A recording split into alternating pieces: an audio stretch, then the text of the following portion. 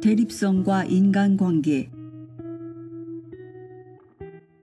파트너십 영역에서도 대립성을 배울 수 있는 사례가 무수히 널려 있다.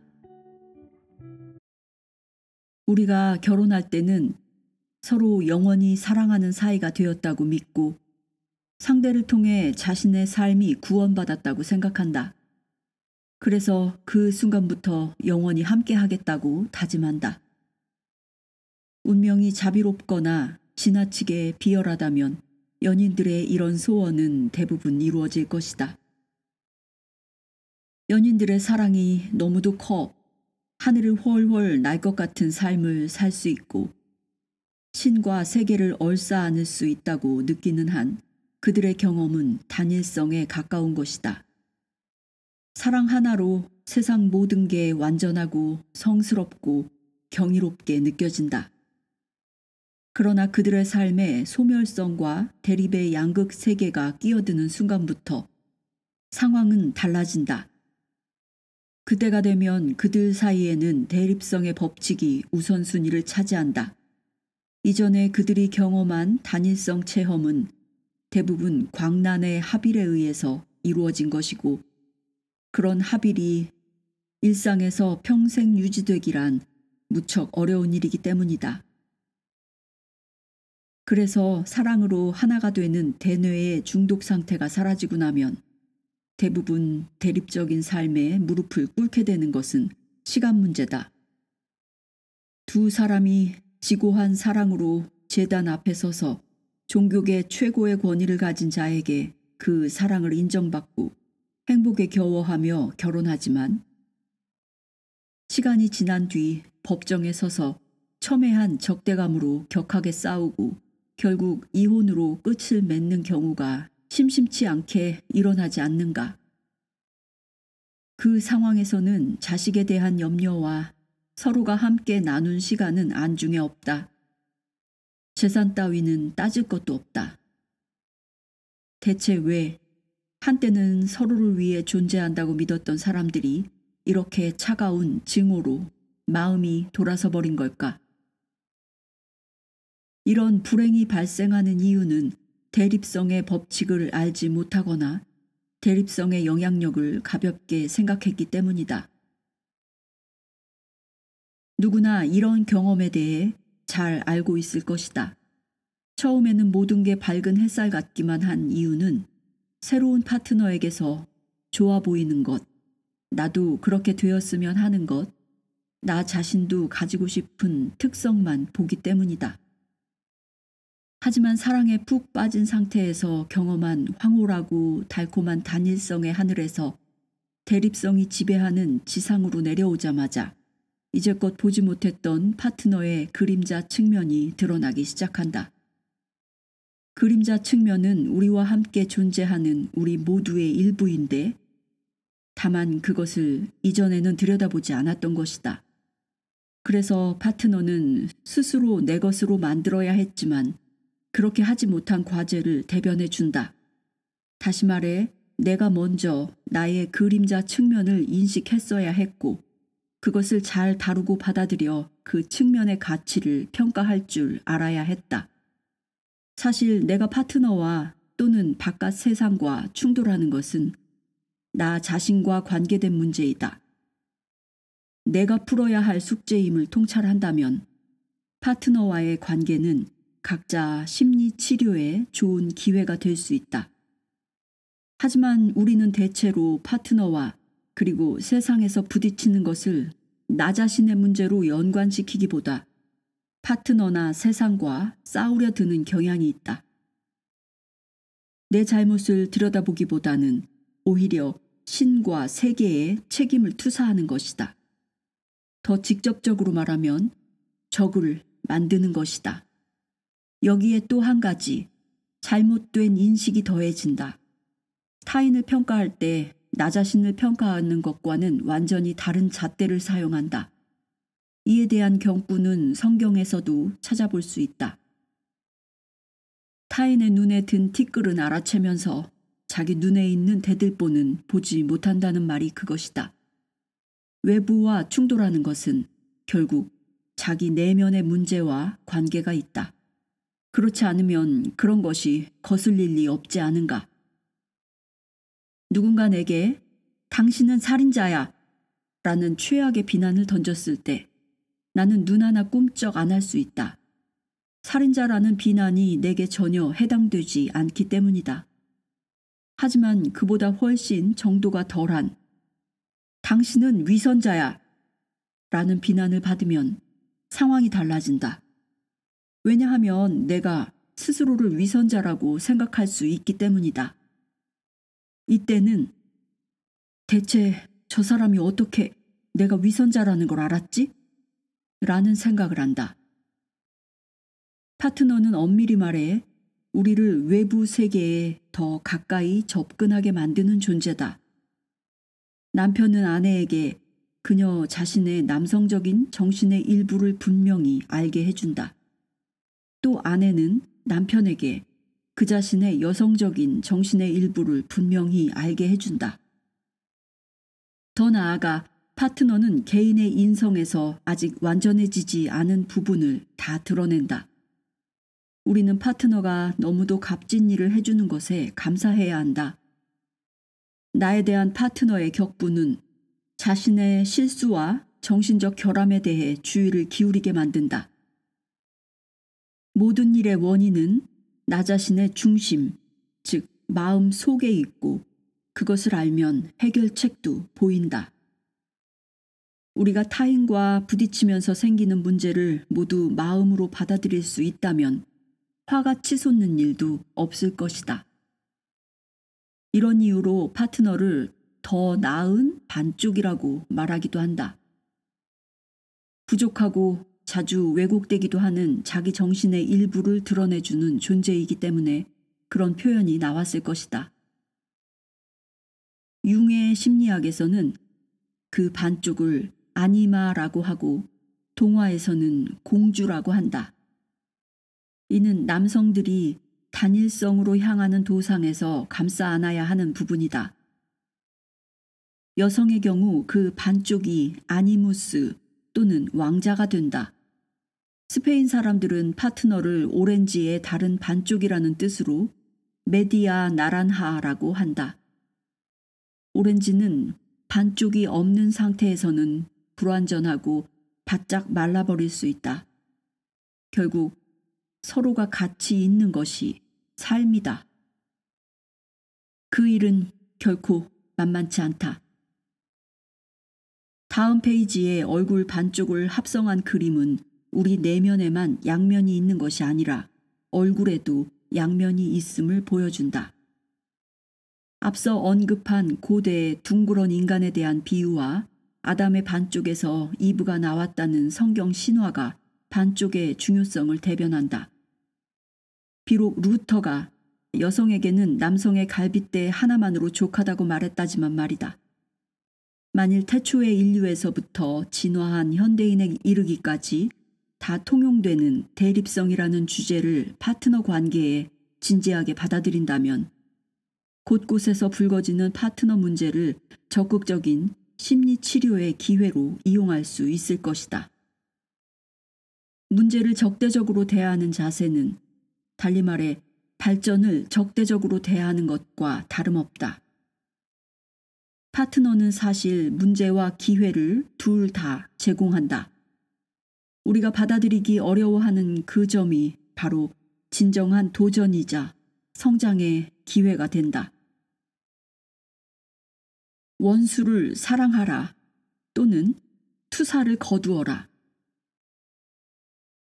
그리스도가 원수를 사랑하라고 한 말은 내게 거슬리는 사람, 상대하기 불편하고 어려운 사람을 사랑하라는 뜻일 것이다.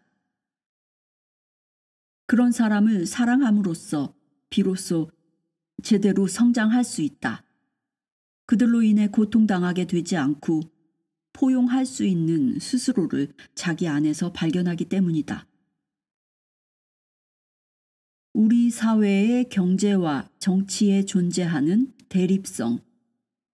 호재가 악재를 부르고 정의가 부도덕을 부른다. 우리 삶의 결정적인 것은 상호의존적인 법칙이 지니는 합법성이 사회, 경제, 정치 영역에도 영향력을 행사한다는 사실이다. 한쪽 극을 잠시 간과한 사람은 얼마 지나지 않아서 곧 그 극에 의해 끌려간다. 소홀하게 내버려진 극은 시간이 지나면서 그림자로 삶 전체에 영향을 미치는 힘을 얻거나 또는 극이 더 이상 포용되지 않을 경우에는 삶을 완전히 끝장내기도 한다. 여러 당이 모여 이루어진 거대 연합이 세력이 우세하다는 이유로 반대편을 고려하지 않다가 결국 원외 야당을 만들어내는 일도 심심찮게 일어난다. 물론 의도치 않은 일이다. 세력을 가진 정치가들이 그런 현상에 당황하는 것은 대립성에 대한 전형적인 몰이해를 드러내는 것이다. 경제의 호경기마다 늘 그에 상응하는 불경기가 따른다. 이 대립성의 법칙은 쉽게 파악할 수 있는 것이건만 정부는 연신 빗나가는 예측을 내놓고 전전긍긍하는 이른바 경제 정책에만 골몰한다. 이런 식으로는 본질적인 것을 예측하기 어렵다. 반대로 확실한 것은 우리가 한쪽 극을 고집하면 항상 반대 극이 따라온다는 것이다. 세상의 모든 정치가들이 항상 호경기였으면 좋겠다고 입을 모은다. 그러나 확실한 것은 금융계의 실제 권력자들을 포함해 정치가들이 끊임없이 불경기를 불러온다는 사실이다. 물론 그들이 원하는 바는 아니다. 해결책이라면 호경기에 미리 불경기를 대비하고 성장을 적절히 조절하며 그렇지 못했을 경우 더욱 거세게 닥칠 불경기를 고려해 부차적 손실을 막을 조처를 취하는 일일 것이다. 우리는 위대한 평화주의 정치가들, 예를 들어 마하트마 간디와 마틴 루서 킹에서부터 다그 함마르쉘드, 올로프 팔메, 존 F 케네디, 로버트 케네디, 무하마드 안와르 사다트, 이츠하크 라빈에 이르기까지 모두 폭력으로 살해당한 것을 안타까워한다. 우리는 이 사건을 대립성의 법칙에 근거해 통찰할 수 있는 반면 언론은 모두 그저 어떻게 이런 일이 일어날 수 있는가? 왜 항상 최고의 정치가들은 죽임을 당하는가? 라는 어리석은 질문만 던져댄다. 여기서는 원인 제공자 원칙 차원에서 이루어진 조사가 상당히 흥미롭다. 시간이 흐르면서 미국 CIA가 마틴 루서 킹을 제거하라고 지시했다는 것이 확실시 되고 있다. 그래서 루서 킹의 미망인 코레타 킹은 미국 법정으로부터 상징적 의미의 배상금 판결을 받아냈다.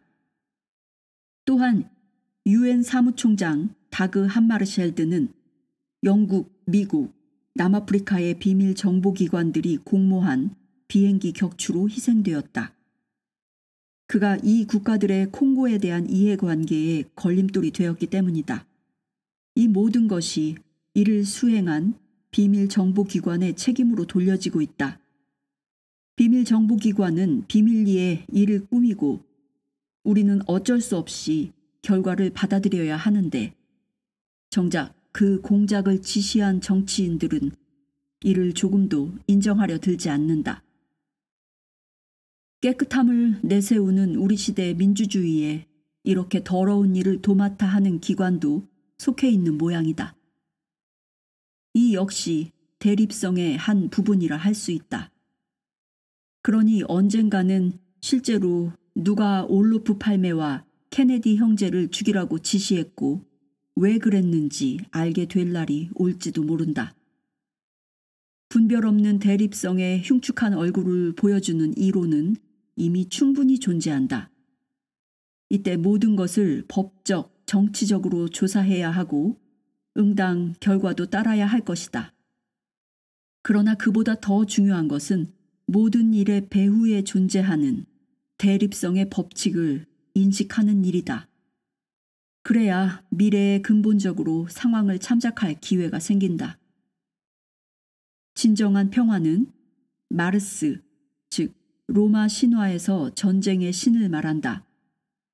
마르스의 원칙으로 표현되는 전쟁의 극을 그와 대립극인 사랑을 상징하는 비너스의 원칙인 평화로 바꾼다고 해서 생겨나는 게 아니다.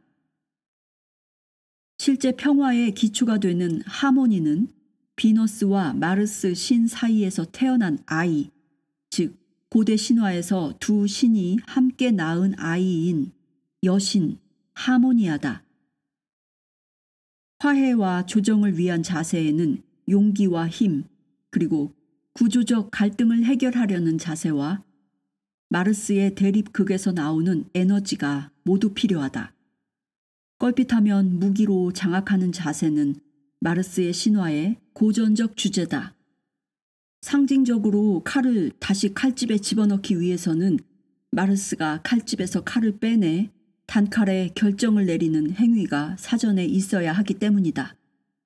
그런 후에 적이었던 상대와 화해와 조정과 사랑을 나누는 자세가 대립극인 비너스 쪽에서 나와야 한다. 그러니 이스라엘과 팔레스타인 사이에 하모니가 생겨나려면 전쟁 유지를 위해 골몰하는 근본주의자들에 맞서 모든 평화운동 단체가 일련의 용기와 힘을 투입해야만 한다. 이 일에 대해 이슬람 테러리스트들과 정교 유대인들 사이의 의견 일치는 의외로 크다. 평화를 사랑하는 양측 사람들이 조금이라도 기회를 만들려면 전쟁 선동자들의 거센 도전과 무력에 용기와 힘으로 맞서야 할 것이다. 과거 서로 적수였던 사다트와 라빈이 중동 지역의 평화를 위해 개인적으로 화해한 일은 양측에 특별한 기회를 준 대단한 발전이었다. 그러나 두 사람 다 자신의 진영 내 반대 세력에 의해 그 노력이 좌초되고 말았다. 사다트는 이슬람 광신자에게, 라빈은 유대교 광신자에게 암살당했다. 전쟁터에서 군대가 대치하고 있는 상황에서 양측은 여전히 건재하며 전투를 통해 마르스의 원칙을 살찌웠다. 무서운 매였던 양측이 평화의 비둘기가 되어 자기 진영의 광신자들을 상대로 한 불가피한 싸움을 무시하자 평소 드러나지 않던 마르스 원칙이 폭력의 형태가 되어 두 사람의 목숨을 앗아간 것이다.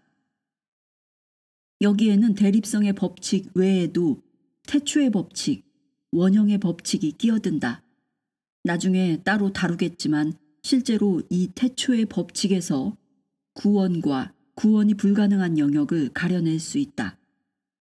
한 가지 명심해야 할 것은 우리가 아무리 애를 써도 이런 법칙을 삶에서 제외시킬 수 없다는 것이다. 선과 악의 문제. 무엇이 선이고 무엇이 악인가? 대립성의 법칙에 완전히 통달한 사람은 자기 자신의 완성도 선과 악의 문제에서 통찰하게 된다. 왜냐하면 파트너만 뜨거운 사랑의 하늘에서 차가운 증오의 나락으로 떨어지는 게 아니라 모든 문화의 선과 악의 문제에서 비롯된 희생자가 있기 때문이다. 사랑의 종교임을 내세우는 기독교는 이와 대립되는 십자군 전쟁을 이끌었고 악법이라 부를 만한 종교 재판을 만들었다. 이 둘 다 투사의 전형적인 예라 할 수 있다. 전 미국 대통령 조시 W. 부시를 비롯해 그를 따르는 호전가들은 테러와의 전쟁을 벌여 결과적으로 전 세계의 테러를 최소 5배나 증가시켰다. 우리가 맞서 투쟁하는 문제는 대부분 싸움을 통해 줄어드는 게 아니라 현격하게 증가한다. 대립성의 법칙에 대해 전혀 모르는 단순한 기분파들의 희망대로 되지 않는 것이다. 세계에서 현실의 한 극을 제거하려는 자는 그 행위로 말미암아 부지불식간에 극을 더 강화시킨다. 다시 말해 제거를 꾀한 자가 극을 눈에 잘 드러나지 않는 영역, 즉 그림자로 만들어 한층 더 위험한 영역으로 밀어 넣는다는 뜻이다. 우리는 그것을 악이라고 부른다. 투쟁은 결코 본질적인 문제를 해결하지 못한다. 투쟁이라는 방법으로 세상에서 뭔가를 축출한다는 것은 원칙적으로 불가능하다. 예를 들어 질병의 증상에 맞서 싸우는 역증요법으로는 그 현상을 없앨 수는 있지만 이 방법은 다만 한쪽으로 밀어 놓는 것일 뿐 질병을 한층 더 위험하게 만든다. 반면에 증상에서 해결책을 찾는 동종요법은 장기적으로 훨씬 더 큰 성과를 보장한다. 그런데도 이른바 서구 학교의학은 질병의 징후를 표면적으로만 없앨 뿐이다. 결과적으로 질병이 사라지는 것이 아니라 대부분 더 깊은 곳에서 더욱 위협적인 병이 된다. 우리는 적어도 이 점을 알아야 하고 예상도 해야 한다. 유감스럽게도 대립성의 법칙에는 예외가 없다. 학교의학에서 항생제는 빈번하게 문제를 일으킨다. 우리가 의례에 사용하는 항생제는 전체적으로 볼 때 끔찍한 재난이 된다. 태어난 지 2년 내에 항생제를 복용한 어린이는 알레르기 발생 위험도가 50% 이상 증가한다. 우리가 알레르기의 급격한 증가를 자초한 것이다. 가장 저항력이 강한 병원균의 증가도 항생제를 무턱대고 사용했기 때문이다. 독일에서는 매년 3, 4만 명이 지극히 평범한 병인 폐렴으로 사망한다. 항생제가 듣지 않아 병원균이 죽지 않기 때문이다. 그럼에도 우리는 병이 났을 때 항생제 처방을 기피하지 않는다. 각자가 도둑을 막아야 하는 상황인데도 그 방법을 찾지 않고 자신이 해를 입기보다 도둑이 해를 입기를 바라는 격이다. 이런 상황에선 대안이 별로 없다. 그런 다음 세상에 왜 이렇게 도둑이 많은지에 대해 의문을 품는 정도? 그래서 도둑질보다 더 좋은 일거리를 창출해 열악한 상황을 바꾸려는 노력쯤? 악은 자신으로부터 인정받지 못하고 쫓겨난 어두운 무의식이다. 그래서 악은 더 어두운 곳으로 물러남으로써 거의 가치평가를 받지 못한다. 베르톨트 브레이트가 쓴 희곡 서푼짜리 오페라에 나오는 인물 맥은 이런 말을 했다. 은행을 세우는 것이나 은행을 터는 것이 뭐가 다른가? 이 대사는 오랫동안 사회주의자들의 뻔뻔한 선동의 도구로 통했다. 하지만 이 말은 지금의 세계적인 금융위기 상황에서 보면 그리 틀린 얘기가 아닌 것 같다.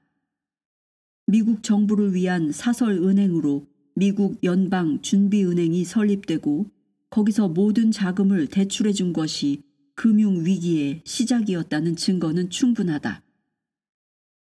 동유럽 공산 국가들이 붕괴하자 단순한 기분파들은 악이 근절되고 천국이 도래할 것이라고 생각한 반면 의식 있는 사람들은 악의 근절이라는 관점이 지닌 위험한 편협성에 대해 경고했다. 물론 모든 우려에도 불구하고 편협한 관점이 지배적이었다. 그러나 자본주의의 추악한 면이 드러나는 데는 그리 오래 걸리지 않았다. 2008년 초만 해도 과연 어느 누가 2009년에 들어서자마자 시민이 뽑은 정치가들이 체제를 구한답시고 은행을 국유화하는 정책을 내놓을 것이라 생각했을까? 평가의 잣대를 들이대면 선은 의식으로, 악은 무의식으로 그 모습을 드러낸다. 이때 우리가 밝은 의식의 빛이라는 표현을 쓰기 때문에 빛과 그림자라는 대립극이 생겨난다. 종교는 태양과 빛의 상징으로 기우는 경향이 있으므로 빛이 인정과 권력을 얻는 즉시 바로 그림자 측면이 만들어진다. 그림자의 어둡기는 꼭 빛의 밝기만큼이다. 이것이 바로 종교가 전통적으로 그림자 측면에도 신경을 쓴 이유다. 그 예로 템플 기사단은 악마의 형상을 섬기거나 적어도 경의를 표했다. 또 보다 높은 차원을 목표로 한 그리스도가 악마의 유혹을 이겨냈음에도 늘 악마를 존중하고 악마를 이 세계의 주인으로 존중한 것과도 같은 이유였을 것이다. 여러 종교에서 나름의 방식으로 악이 세상에 어떻게 생겨났는지에 대한 설명을 시도했다. 유대 전설에서는 신이 총애하는 천사 중에서 빛을 주관하는 루시퍼 또는 사탄이 신에게 반항해서 신이 그를 처단했다고 한다. 다른 원전에서는 루시퍼가 쓰러졌을 때 그의 왕관에서 커다란 에메랄드가 떨어졌는데 이후 그것으로 성배가 만들어졌다고도 한다. 동화도 마찬가지로 상징적 방식으로 사람들의 최대 문제를 짚어보려고 했다. 특히 잠자는 숲속의 공주에서는 모권 사회에서 부권 사회로 넘어가는 과도기를 조명한다. 왕과 왕비가 아이를 원했지만 아이를 얻지 못했다. 그러다가 마침내 공주가 태어나자 기쁨은 이루 말할 수 없이 컸고 곧 성대한 축제를 열었다. 여기서 예기치 않은 문제가 발생한다. 왕궁에는 나라의 현명한 여성 13명을 접대할 식기가 12개밖에 없었다. 12라는 숫자는 남성의 원형으로 양력의 숫자를 의미하고 13이라는 숫자는 여성의 원형으로 음력의 숫자를 의미한다. 여성의 원칙에서 남성의 원칙으로 넘어가는 변화를 뚜렷하게 보이기 위해 지금까지 존경받아온 13명의 현명한 여성 중 한 명이 왕의 연회석에 초대받지 못하고 제외된다. 13번째 여성은 물론 곧 남성 원형적 극의 관점에서 헤카테, 즉 하늘과 땅과 하계를 지배하는 여신을 말한다. 헤카테 또는 힌두교 신화의 칼리 신처럼 암흑의 여신이라는 의혹을 받으며, 즉 13번째 타로 카드에 나오는 암흑의 여신을 말한다. 즉 이렇게 추방당한다.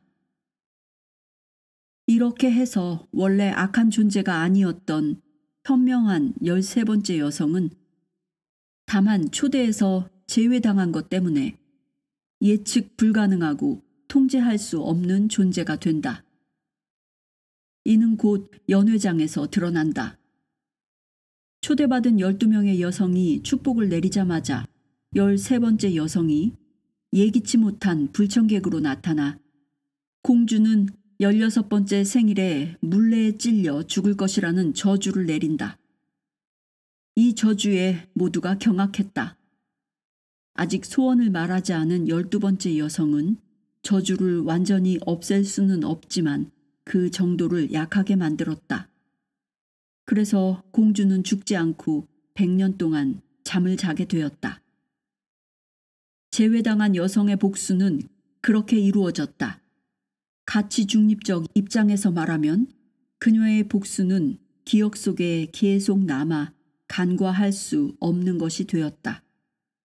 이는 제외당한다는 것이 얼마나 위험하고 통제 불가능한 것이 될 수 있는지를 분명하게 보여준다. 제외당함으로써 13번째 여성은 주의를 기울여야 하는 그림자 존재가 아니라 기피 대상인 악이 되었다. 원치 않는 방식으로 이루어졌기 때문이다. 그런데도 왕은 크게 놀라기만 할 뿐 이를 잘 처리하지 않았다. 아마도 왕은 일어난 일에 대해 자신의 책임을 인식할 생각이 없었고 한 여성을 추방한 일이 실수였다는 것을 인정하고 싶지도 않았던 모양이다. 왕은 자신의 입장을 고수하며 거듭 실수를 저지른다. 그는 삶의 완전성을 되찾으려 애쓰기보다 남성 전형적인 방법으로 정면 돌파하려고 한다. 그가 공격을 최상의 방어라고 여긴 것을 보면 남성들은 그때도 이미 근시안을 가졌던 것 같다. 하지만 그런 방책으로 당장은 날카로워진 신경과 두려움을 가라앉힐 수 있을지 모르지만 장기적으로는 모든 일을 더 악화시킬 뿐이다. 왕은 왕국에 있는 모든 물레를 불태우라고 명한다. 단순하기 짝이 없는 왕은 그런 처치로 안전할 수 있다고 생각한다. 물레가 없으니 저주도 힘을 못 쓸 것이고 공주도 안전하게 자랄 수 있다고 믿었다. 곧 저주를 물리쳤다고 믿은 것이다. 운명이 정해져 있듯 공주는 정확히 16세가 되는 날을 맞이했다. 세월이 흐르면서 사람들은 저주를 까맣게 잊었고 성의 다락방에서 한 여인이 마지막 물레에 앉아 실을 잣고 있었다. 공주는 물레에 손을 대었다가 바늘에 찔려 예언된 시간에 죽음과 같은 잠에 빠졌다. 그리고 공주와 함께 왕국의 모든 것들이 잠들었다. 그러자 자연이 성과 왕국 전체를 가시덩굴로 덮어버렸다. 아주 오랜 시간이 흐른 뒤 남성의 극에서 의식을 가진 대표자가 나타나 의식과 식별의 칼을 휘둘러 가시덩굴을 끊고 남성과 여성 간의 화해를 뜻하는 사랑의 키스로 공주를 깨움으로써 마침내 구원할 수 있었다. 남성의 원형이자 전형적인 왕처럼 오늘날에도 독재자가 책이나 사람을 불태우는 행위로는 얻는 것이 없다. 지식을 비롯해 실제를 보는 다른 관점은 세상에서 간단하게 제거되는 것이 아니다. 다만 한쪽으로 밀려날 뿐이다. 그것은 나중에 측면에서 그리고 그림자 속에서 훨씬 더 극적인 열광을 일으킬 준비를 한다. 우리는 지금도 동화 속 무지한 왕처럼 대책 없는 결정을 내리고 원자와 유전자 등의 기술로 인한 위험을 단순히 기능적으로만 없애려고 함으로써 우리의 아이들과 후손의 미래를 위태롭게 만든다. 또 마약 같은 위험한 대상과 통제할 수 없는 것도 모두 비슷한 방식으로 금지한다. 그러나 그럼으로써 모든 것을 한층 더 악화시킨다. 자고로 대립성의 법칙은 그런 식으로 다루는 게 아니다. 악을 물리치기 위해 벌였다는 이른바 현대의 십자군 전쟁이 얼마나 의미 없는 것인지는 마약의 예에서 분명하게 알 수 있다. 지금도 세상에는 마약을 재래에 사용하는 문화권이 있다. 하지만 현대인에게 마약은 악마의 일종이다. 그런데도 젊은이들은 이 악마와 관계하며 도처에서 금지 조치를 무력하게 만든다. 한 예로 독일에서는 생명의 위협을 무릅쓰고 수거한 어마어마하게 고가인 헤로인을 공증인 입회 하에 불에 태워 없앤 적이 있었다. 그때 사람들 사이에서 거센 분노가 일어났다. 반면 영국에서는 환자의 고통을 경감시키는 약물로 마약을 사용한다. 대립성에 대해 무지한 정치가들은 마약을 강력하게 금하는 일이 사실상 마약 생산을 더 치밀한 범죄 조직의 손에 넘겨주는 일임을 처음부터 알았어야 했다. 그 사실을 알지 못했기 때문에 마약 문제가 개선되기는커녕 더 악화된 것이다.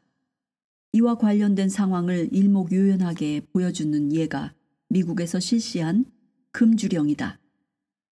금주령이 떨어지자 곧 마피아가 술 보급을 맡았고 운명의 법칙을 모르는 선량한 시민조차 금주령이 잘못되었음을 인식하고 다시금 술을 마시기 시작했다. 오늘날 독일에서 시행되는 마약 금지 고수는 무엇보다 잘못의 책임을 타인에게 전가하는 행위, 즉 투사와 관계가 있다. 이처럼 시민을 희생양으로 만들어 놓았으니 정작 해결해야 할 중독 문제와는 대결조차 못하는 것이다. 이것이 뉴스에서 잊을만 하면 마약과 헤로인 복용으로 인한 사망자 수를 보도하는 이유이다. 한편 뉴스에서는 마약 문제에 대해서는 중시하는 반면 그보다 2배나 많은 사망자를 내는 음주 운전 사고에 대해서는 입을 다문다. 같은 기간에 술 때문에 파멸한 사람의 수는 30배나 많고 담배로 인한 사망자는 80배나 된다. 다시 말해 독일에서는 연간 약 1200명이 마약으로 사망하고 4만 명이 술 때문에 사망하고 10만 명은 담배 때문에 사망한다. 그러나 투사의 관계로 술이나 담배로 인한 사망자 수는 언급의 가치가 없는 것이다. 투사. 대립의 법칙을 간과할수록 강력한 투사가 발생한다. 잠자는 숲속의 공주에 나오는 왕처럼 현대인들도 대부분 자신의 일을 제대로 하는 경우를 찾아보기 어렵다. 눈이 쌓여 미끄러운 길에 누가 넘어지기라도 하면 사람들은 누구에게 빙판길에 모래를 뿌릴 책임이 있는가부터 따지고 든다. 이때 넘어진 사람이 왜 빙판길에 적합치 않은 구두를 신고 나왔는지는 아무도 생각하지 않는다. 단적으로는 이렇게 모든 책임을 타인에게 넘겨버리는 게 편하다. 어떤 이는 불행이 생길 때마다 그것이 기회다 싶어 한몫 잡을 생각을 하기도 하고 심지어 그게 더 영리한 행동으로 통하기도 한다. 그러나 이렇게 운명의 법칙이 지닌 힘을 얕잡아 보다가는 결과적으로 더 큰 불행을 불러오게 된다. 아무도 스스로 죄를 짊어지려 하지 않으니 당연히 아무도 책임을 지지 않는 것이다. 기독교인들은 죄를 짓는다는 것에 유난히 심적 부담을 느껴 죄가 될 것 같으면 무엇이든 피하려고 애쓴다. 이때 교육받지 못한 사람에게서 투사가 가장 쉽게 나타난다.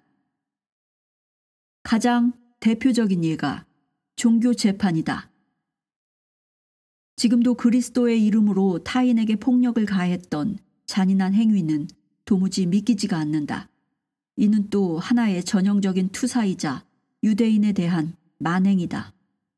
그러나 투사가 무엇인지 살펴보고 꿰뚫어 볼 수 있는 사람만이 앞으로 투사를 피할 수 있다. 가톨릭 성직자는 모든 시대에 걸쳐 더없이 잘 지냈지만 특히 남성에게 최종 결정권이 있는 위계 사회에서 지위를 얻었던 때는 그야말로 호시절이었다. 서구 역사의 긴 세월이 주로 기아로 얼룩져 있지만 귀족들만은 늘 배불리 먹을 수 있었다. 수도원 주변을 발굴했더니 많은 수도사들이 하루에 기본적으로 5,000에서 8,000 칼로리를 섭취했다는 사실이 드러났다. 그런 수도사들에게 가장 힘든 일이라면 결국 독신자 생활을 견디는 것이었을 것이다. 그러니까 심리학적 관점으로 간단하게 설명하면 종교 재판이란 이렇게 해석할 수 있다. 성직자는 여성의 매력에 사로잡혔으나 그 책임을 여성에게만 물을 수 없었고 그래서 거기서 한 발 더 나아가 신에게 삶을 헌신하겠다고 작정한 남성들도 성적 유혹의 시련을 이겨내야 한다고 주장했다. 그랬더니 여자를 향한 성직자들의 욕구가 한층 더 강해졌고 결국 여자라는 존재를 부정한 방법으로 성직자의 이성을 앗아가는 못된 존재라는 쪽으로 유도했다. 하지만 당시 관념상 여자는 그럴 만한 능력도 없는 하찮은 존재였다. 그러나 이 말도 안 되는 논리를 합리화하기 위해 몸매 좋고 매력적인 여자는 악마가 끼어든 마녀라는 말을 만들어냈다. 이렇게 해서 만들어진 종교 재판은 여성을 신들림의 위험으로부터 보호해주는 은혜로운 행위가 되었다. 그러나 그 행위에 사용된 방법을 보면 교회 범죄자의 진정한 동기가 드러난다. 그들은 명백히 섹스에 집착해 있었고 더욱이 가학적이기까지 했다. 이러한 만행은 세월이 흐르면서 경제적 요인까지 더해졌다.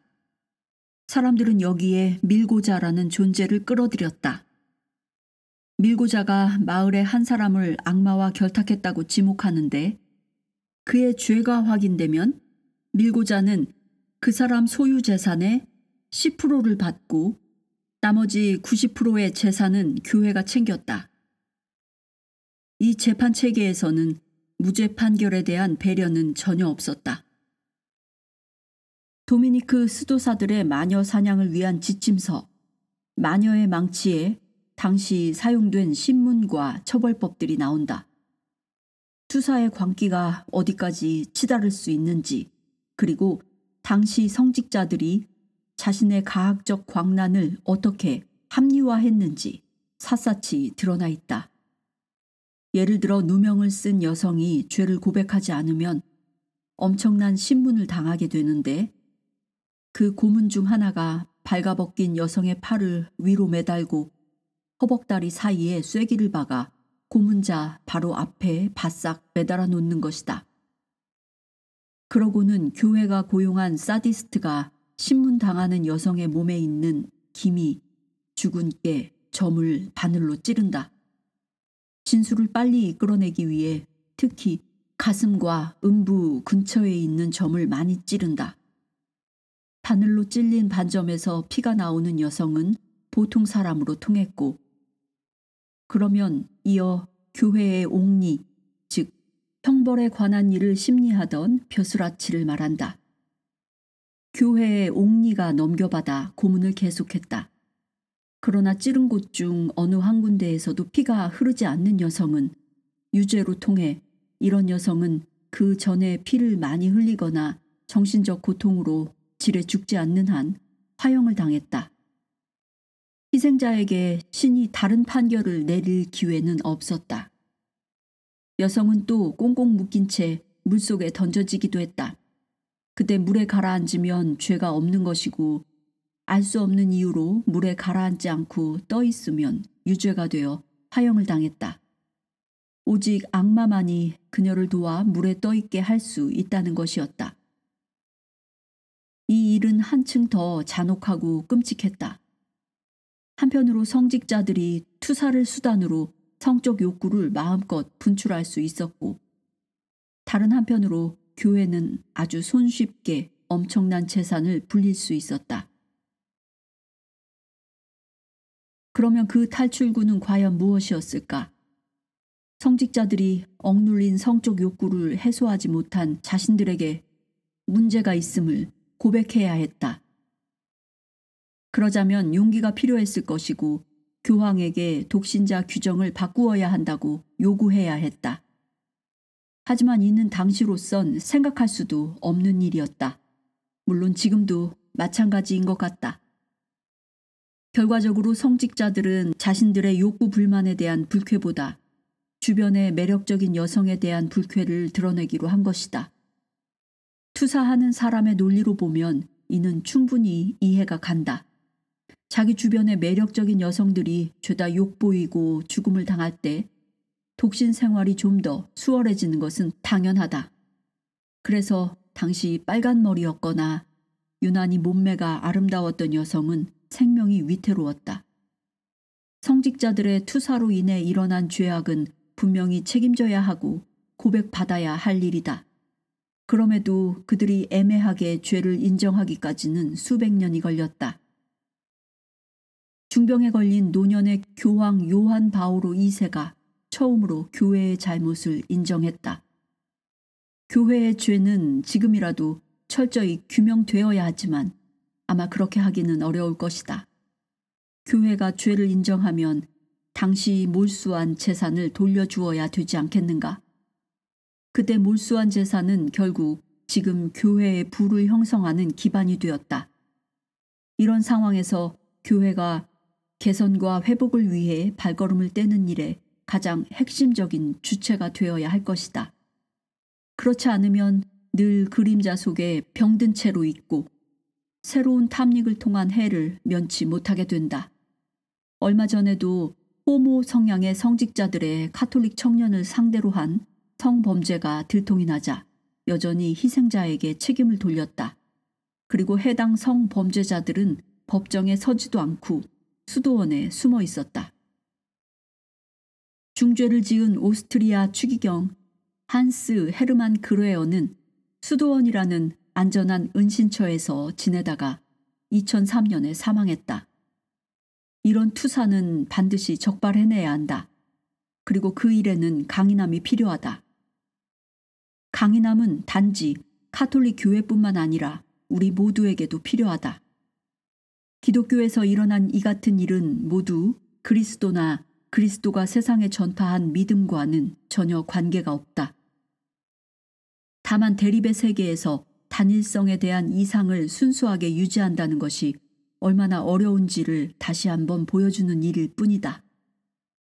종교 재판의 잔혹한 방식과 규모가 현대인에게는 터무니없는 얘기로 들리겠지만 그 메커니즘은 오늘날에도 여전히 남아있고 지금도 계속 유사한 영향력을 행사하고 있다.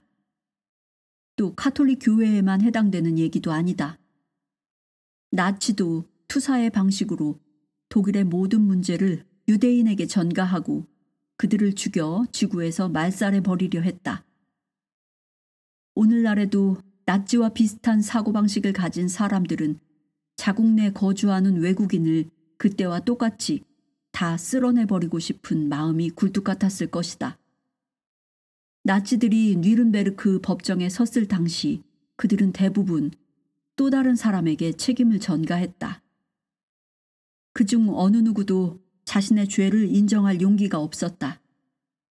혐오스럽기 짝이 없는 범죄자들은 무죄 내지 명령 비상 사태였음을 주장하며 자신들이 저지른 범죄 행위의 책임을 그들의 상관에게, 이미 자살해버린 히틀러에게까지 모두 투사했다. 그것이 연합군 법정에서는 통하지 않았지만 연합군은 곧 독일 국민의 절반이나 되는 많은 사람을 상대로 나치의 잔재를 깨끗하게 없애는 일이 결코 쉽지 않다는 것을 인식했다. 그리하여 그들에게 쓸모가 있는 사람에게는 꽤 관대한 조치를 취했다. 예를 들면 나치의 V2 미사일을 제조했던 베른헤르 폰 브라운 같은 사람의 나치 청산 작업은 매우 빠르게 끝났다. 그는 그 후로도 쉴 틈 없이 미사일을 제조해야 했기 때문이다. 물론 미국을 위한 미사일이었다. 어쨌든 독일은 자신들이 저지른 죄에 대한 참회의 고백이 이루어지긴 했다. 하지만 오스트리아의 경우 무척 우아한 방법으로 그 책임에서 빠져나왔다. 오스트리아는 오스트리아 출신인 히틀러와 다수의 나치 고위 간부의 시민권을 박탈하고 독일 출신인 베토벤을 빈 고전주의에 합병시킴으로써 히틀러와 베토벤을 맞바꾸었다. 그 밖에도 교묘한 역사적 해석으로 오스트리아를 첫 번째로 공격당한 나라로 선언함으로써 멋지게 그 책임에서 빠져나왔다. 하지만 그보다 더 교묘한 이들이 이탈리아 사람들이다. 그들은 파시즘을 만든 장본인이자 나라 안에 강제 수용소도 세워두고 있었는데도 종전 바로 직전에 입장을 바꾸어 결국 승전국이 되었다. 물론 오스트리아와 이탈리아는 그 그림자를 해결하는 작업을 소홀히 함으로써 오늘날에도 파시즘의 잔재가 놀라우리만큼 많이 남아있고 파시즘에 물든 유권자도 많다. 이는 제2차 세계대전으로 인한 독일의 곤궁을 능가한다. 이쯤에서 정신적, 사회적 관점에서 볼 때 잠적한 수많은 나치들은 다 어떻게 되었을까 하는 의문이 생긴다. 대답은 간단하다. 그들은 파시스트의 그림자를 다시 꾸려 시민의 존재로 되돌아갔다. 수십만 명에 이르는 강제수용소 간수, 법관, 교사들이 뒤이어 마치 아무 일도 하지 않았다는 듯 어느새 다시금 소시민의 생활 방식을 취했다. 그러나 언젠가는 발각될 것이라는 공포가 그들의 뼛속에 새겨져 있다. 전쟁이 끝난 후 수많은 나치 고위 간부들을 찾아내 법정에 세운 사이먼 비젠탈이 인터뷰에서 한 이야기가 있다. 자신이 법정에 고발한 사람들 중에는 겉으로 보기에 너무도 점잖고 상냥한 노신사들이 많았다는 것이다. 사실 투사는 현대 정치에서도 여전히 사랑받고 있는 수법이다. 하지만 투사는 정치를 지루하게 만들고 정치에 대해 불쾌감을 느끼게 한다. 선거전은 하나같이 지루하기가 이루 말할 수 없다. 모두가 자신이야말로 밝은 빛과 희망의 대변자라고 나서면서 세상의 모든 악을 상대방에게 투사한다. 그리고 선거전이 끝나고 나면 또 낯뜨거운 드라마가 계속되어 오직 승자만 존재하고 패자는 자신의 책임을 상대방에게 떠넘기기에 여념이 없다. 언론도 끊임없는 투사로 먹고 산다. 머릿기사는 압축된 진실이 조금도 담겨 있지 않고 오직 소수와 희생양을 깔아뭉개기 위해 쓰이곤 한다. 가능한 한 많은 사람들이 책임을 투사할 수 있는 여지를 제공하고 턱없이 편협한 내용을 믿게 만드는 기사를 실었을 때 대중의 파장도 크다. 사람들은 투사할 때마다 변명 또는 최소한 합리화를 꾀한다. 투사에서 가장 비열한 메커니즘은 바로 이렇게 너무도 그럴듯한 변명을 붙일 수 있다는 점이다. 대립성의 딜레마, 그 탈출구. 삶의 견본에서 떠나거나 삶으로 귀환하거나. 시간을 초월하는 만다라 문양에는 기본적으로 두 가지 방향이 있다. 곧 두 개의 방향으로 움직일 수 있는 가능성이 존재한다. 한 방향은 중심, 즉 단일성을 향하고 다른 방향은 변두리를 향한다. 달리 말해 둘 사이의 긴장이 점점 증가한다는 뜻이다. 생명 잉태에 해당하는 중심점에서부터 밖으로 나아가는 삶의 도상에는 한가운데서부터 원주의 길이까지의 긴장이 점점 증가한다. 그러나 원의 변두리에서부터 죽음을 통해 이루는 구원과 구제의 지점으로 돌아오는 귀환의 길에는 긴장이 줄어든다. 이를 고대 신화에 비유하면 원형의 길과 일치하고 서구 문화에서는 성경의 창조 이야기에서 가장 기본을 이루는 길과 일치한다. 창세기에는 단일성을 뜻하는 파라다이스에서 사람들이 추방당했다고 한다. 사람이 선과 악을 인식하는 나무, 즉 대립성을 인식하는 지식의 나무 열매를 맛보았기 때문이다.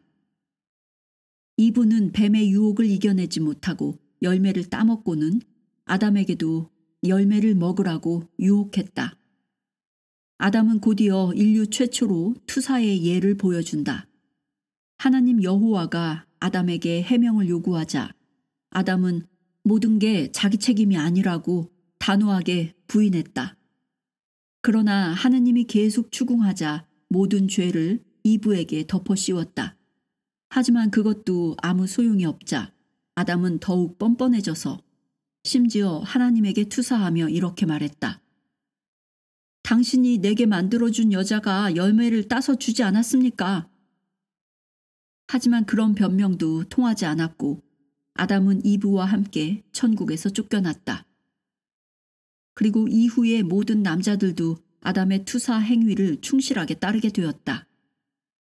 단일성으로부터 인류 최초의 추방에는 강력한 신의 명령이 따른다. 사람들은 땅을 지배해 이용할 수 있지만 땀을 흘리며 생계를 꾸려나가야 한다는 명령이다. 이브와 딸들은 또 다른 벌이 추가되어 앞으로 고통 속에서 아기를 낳고 뱀이 그녀들의 발꿈치를 쫓는 위험이 따른다. 거기에 또 다른 법칙에 따라 만사가 처음부터 다 정해져 있으므로 창세기 이야기에서 투사는 결국 아무 쓸모 없다는 것을 알려준다. 장기적으로는 어느 누구도 투사를 통해 빠져나갈 수 없다. 더욱이 신 앞에서는 말할 것도 없는 얘기다. 인류는 신의 명령에 충실히 따라 땅을 지배했다. 하지만 변두리로 향하는 길에 존재하는 긴장도 그에 상응하게 계속 증가했다. 기독교는 발전의 궤도에서 아주 멀리 떨어진 변두리, 즉 긴장이 최대치로 미치는 지점과 관련해 명령한다. 너희들이 되돌아와 다시 어린아이같이 되지 않으면 하나님의 천국에 이를 수 없다. 말하자면 우리는 출발점으로 천국의 단일성으로 되돌아옴으로써 팽팽한 긴장에서 다시 풀려나게 된다. 이 명령은 각 개인과 전 인류에 해당하는 것이다. 동화와 신화도 이와 똑같은 원형의 길에 대해 이야기한다. 등장인물들은 저마다 세상 밖으로 나가야 한다. 세상 밖은 긴장이 견딜 수 없을 정도로 커지는 곳으로 인물들은 그곳에서 싸움을 벌여야 한다. 그럼으로써 자신의 정신적 반쪽을 찾아 정복할 수 있다. 여기서 말하는 정신적 반쪽은 융의 심리학 용어에 따르면 아니마이고 동화에서는 공주를 뜻한다. 그런 후에야 비로소 긴장 세력이 펼쳐져 있는 만다라 변두리에서 중심으로, 다시 말해 가부장적 세계에서 신이나 단일성의 상징인 아버지 또는 왕에게로 돌아올 수 있다. 그리고 동화는 그들이 죽지 않았다면 지금도 뭐뭐하게 살고 있다라는 전형적인 문장으로 끝을 맺는다. 동화의 마지막 문구는 이 이야기가 현세의 특정한 역사가 아니라 시간을 초월하는 견본 예라는 것을 알려준다. 말하자면 자신의 다른 반쪽을 인식하고 그 반쪽을 정복하고 인식에 편입시킴으로써 다시금 하나가 되어 대립성을 극복할 수 있다는 뜻이다. 신이 내린 명령에 대한 더 고차원적인 두 번째 해석은 이렇다. 비유하자면 명상 같은 방법을 통해 대립성을 극복하라는 얘기다. 왜냐하면 명상으로도 대립의 세계를 지배할 수 있기 때문이다. 이 방법은 종교적, 영적인 길에 부여되는 명령이라 하겠다.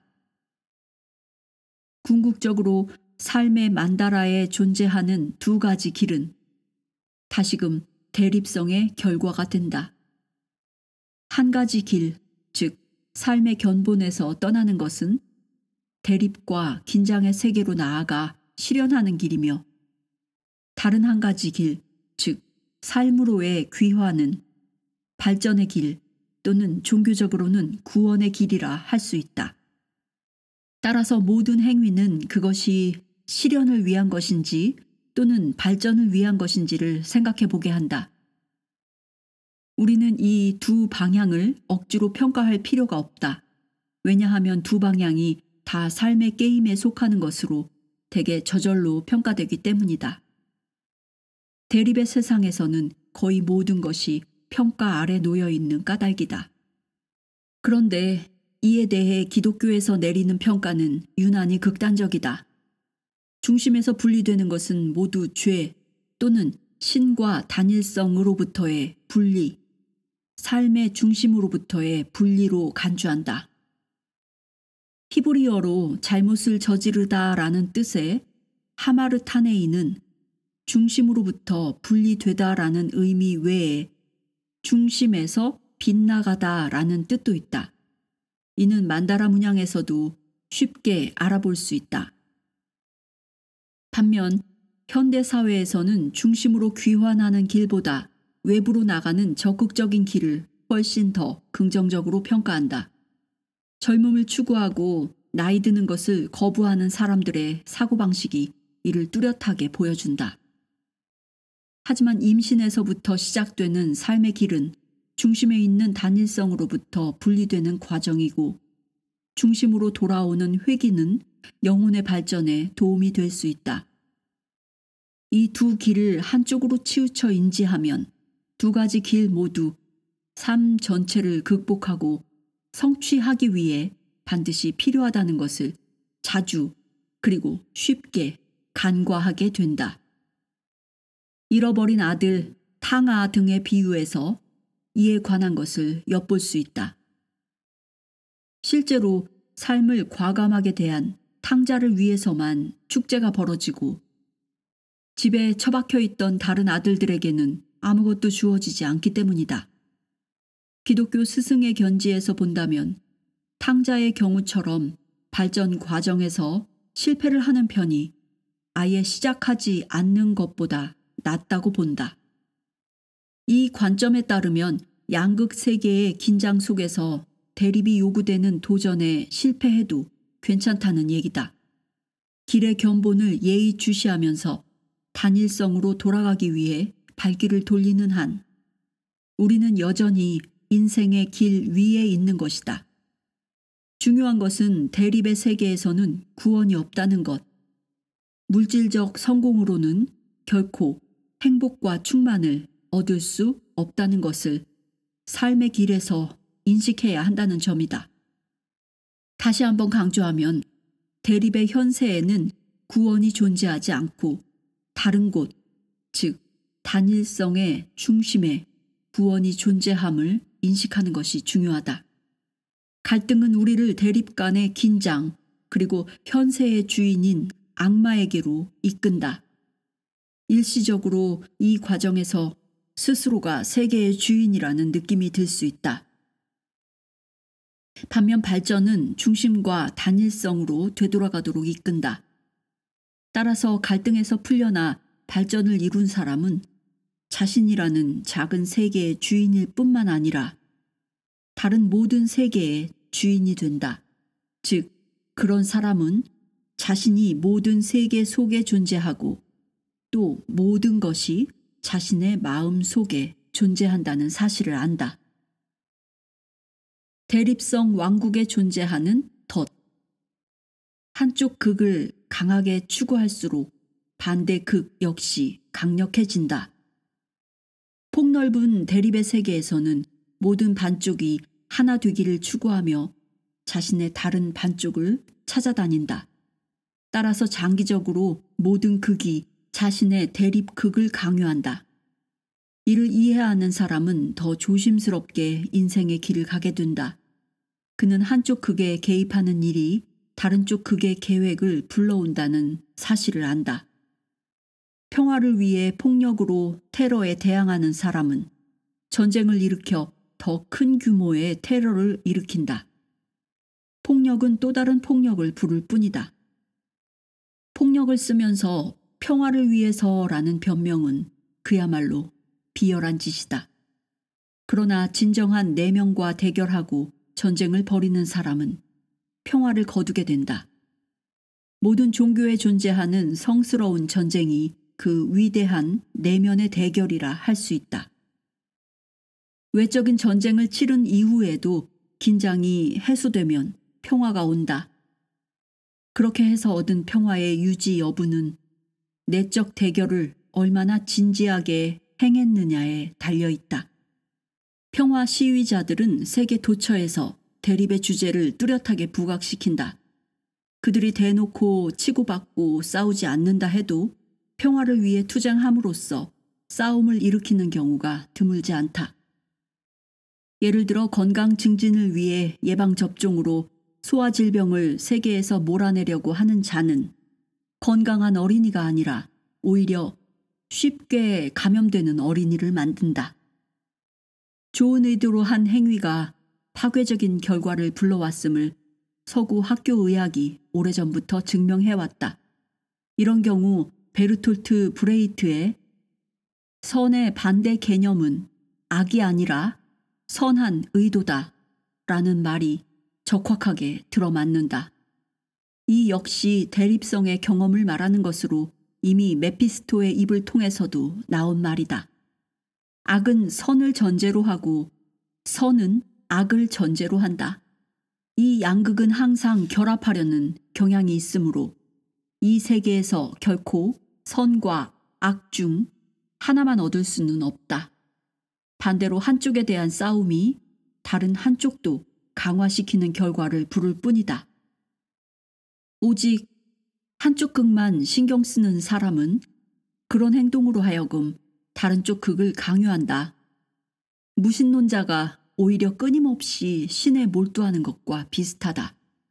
정신과 의사들은 뚜쟁이와 매춘부에게서 신들린 현상이 전혀 일어나지 않는다는 사실을 오래전 발견했어야 했다. 보통 사람들의 생각과 달리 악마는 홍등가를 기피하는 모양이다. 대신 엄격한 청교도나 경건주의자들에 의해 늘 수녀원 한 구석에서 악마가 발견된다. 어쩌면 그런 상관관계를 통찰하기보다 외면하는 것이 더 편할지도 모른다. 실제로 정신의학계를 포함해 많은 사람들이 그런 사실을 외면하는 경향이 있다. 정신과 의사들은 그림자 치료를 통해 의식화 과정을 진행하기보다 질병의 이름을 현대식으로 바꾸어 명명하기를 선호한다. 그들은 옛날에 신들림이라 부르던 증상을 처음에는 조기 치매라고 했다가 이어 정신분열증으로 바꾸었다. 그러나 이름을 바꾸었다고 해서 현상이 달라지는 것은 아니다. 축출하려는 행위로 인해 오히려 더 강한 힘의 그림자가 세력을 거머쥐고 그것이 삶을 지배한다. 향정신성 약물을 이용해 그림자를 억제하려고 하지만 그럼으로써 삶도 역시 억제된다. 그리고 결과는 건강한 사람이 아니라 정신이 흐릿한 사람을 만든다. 스스로 자신의 어두운 그림자 측면에 몰두하는 사람은 정신이 건강한 반면 어두운 측면이라면 무조건 몰아내 버리려는 사람은 오히려 더 정신적으로 허약하다. 세상의 빛을 밝히는 일에 종사하는 수많은 종교인들이 아무리 애를 써도 결국에는 조금도 어둠을 물리치지 못하는 것과 같다. 최악의 경우 자신에게조차 빛을 밝힐 수 없다. 그들 주변에 있는 사람들은 빛과 사랑을 설교하는 이야기로 인해 신경만 날카로워질 뿐 빛의 경험을 통해 삶을 개선한다는 끊임없는 맹세의 기도는 전혀 의식하지도 못한다. 그래서 육체적 불멸을 추구하는 사람일수록 오히려 빨리 늙는다. 그림자는 이렇게 대립의 법칙에 따라 가장 부정하는 곳에서 가장 뚜렷하게 드러난다. 밝은 빛에 최고의 목표를 두는 사람만큼 그림자가 많이 보이는 경우도 드물다. 모든 것을 원하는 자는 자신도 모든 태도를 다 취해야 한다. 오직 밝은 면만 원하고 밝은 면을 전부라 여기는 사람은 밝은 각성이 한층 쓰디쓴 것이 된다. 각성 역시 그림자 세계에서 일어나는 것이기 때문이다. 하지만 바로 그것이 축복이라 하겠다. 밝은 빛을 추구하는 광신자들은 그들이 아무리 원치 않아도 때가 되면 필연적으로 그림자를 얻게 되기 때문이다.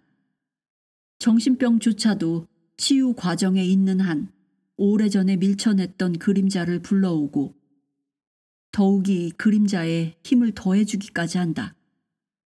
그림자는 그릇이 차서 넘칠 때까지 오래 억눌려 있다가 결국 주도권을 잡는다. 우리는 이와 비슷한 일을 도처에서 경험할 수 있다. 러시아의 차르나 중국의 황제처럼 농부와 노동자들을 오랫동안 강하게 억압한 자는 결국 언젠가 권력을 빼앗기게 된다. 이 때문에 평소 운명의 법칙을 거들떠보지 않는 정치가들 사이에서도 반대자를 허용하는 것이 자신의 권력을 유지하는 방법이라는 말이 나도는 것이다. 대립성을 인지한 역사적 대안. 과거에는 그림자를 대표하는 인물이 항상 존재했다. 옛날 독재 정치 아래 절대군주의 궁정시대에도 군주와 다른 의견을 내놓아야 하는 일이 업인 궁정 어릿광대가 있었다. 비록 우스꽝스러운 방식으로 의견을 내놓아야 했지만 말이다. 여러 인디언족에게도 그와 비슷한 존재가 있었다. 성스러운 광대라는 뜻의 헤요카로 그는 늘 부족 집회에서 다수의 의견과 다른 의견을 내놓아야 했다. 그렇게 함으로써 삶의 게임에 늘 대립성이 존재했다. 비록 헤요카의 조언을 따르진 않았지만 헤요카를 통해 그림자 또는 반대 극이 드러나 사람들이 늘 반대의 것을 인식할 수 있도록 했다. 그럼으로써 그림자의 엄습으로부터 자신들을 보호했던 것이다. 헤요카의 유일한 임무는 현실과 다른 측면, 즉 어두운 부분을 삶에 끌어들여 늘 현존하도록 하는 일이었다. 그렇게 함으로써 어릿광대와 헤요카는 일상에서 잠자는 숲속의 공주 속 13번째 여성처럼 예기치 않은 그림자가 나타났을 때를 대비할 수 있도록 했다. 불현듯 그림자가 나타났어도 최소한 예상치 않았던 것은 아니도록 말이다. 어릿광대와 헤요카는 지금 시대의 대표자 역할도 했다. 현대에 존재하는 왕이나 연방 대통령은 실제 권력을 가지지 않고 다만 국가의 대표자로서 상징적 역할만 수행한다. 그들은 국가 원수라는 상징을 위해 존재하며 그 외 국가 정책에 관련된 구체적인 업무를 수행하진 않는다. 지금 우리는 어리석게도 빛의 대표자만 내세우고 어두운 측면의 대표자는 완전히 축출해버린다. 그래서 그림자가 너무도 자주, 예기치 않게, 끔찍하게 삶 속에 끼어든다.